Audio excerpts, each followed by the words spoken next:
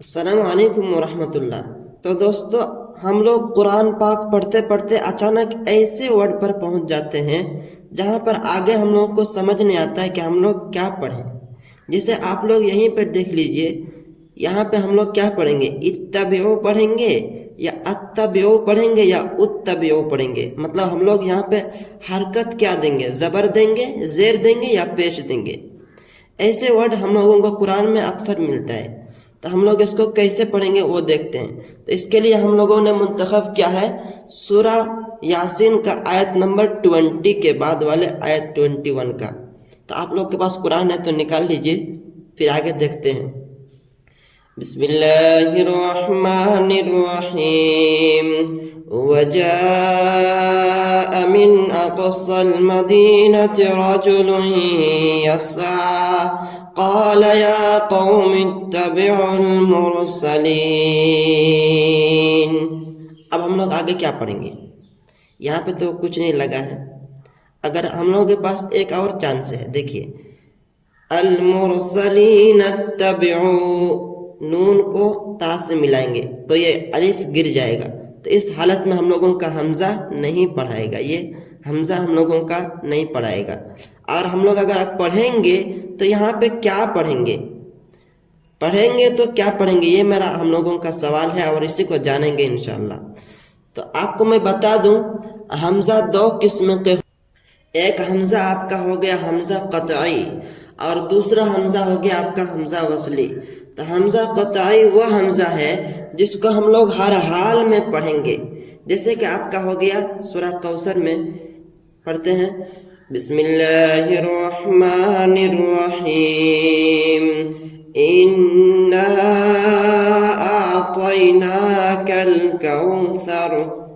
ہم لوگ یہاں پہ انا پڑھیں، اگر ہم لوگ یہاں پہ نہیں بھی ٹھہریں گے پھر بھی انا ہی پڑھیں گے، جیسے کہ بسم اللہ الرحمن الرحیم انا اعطیناک الکوثر، نہیں ٹھہرے پھر بھی انا ہی پڑھیں۔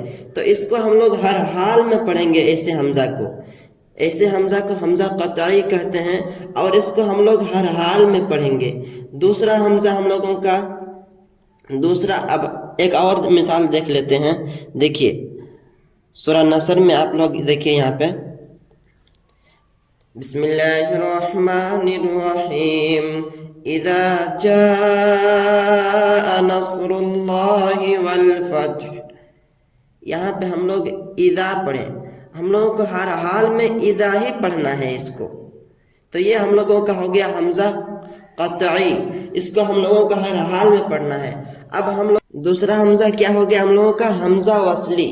حمزہ وصلی ایسا ہے جس کا آگے جس کے اوپر نیچے کچھ نہیں لگا رہتا ہے، اس کو ہم لوگ کیا کہیں گے؟ حمزہ وصلی، اور یہ ہم لوگوں کو کبھی پڑھائے گا اور کبھی نہیں پڑھائے گا، ٹھیک ہے؟ تو ہم لوگ نہیں پڑھائے گا وہ تو سمجھ گئے کہ ہم لوگ اگر پیچھے والے آیت سے ملا کر پڑھیں گے تو یہ نہیں پڑھائے گا۔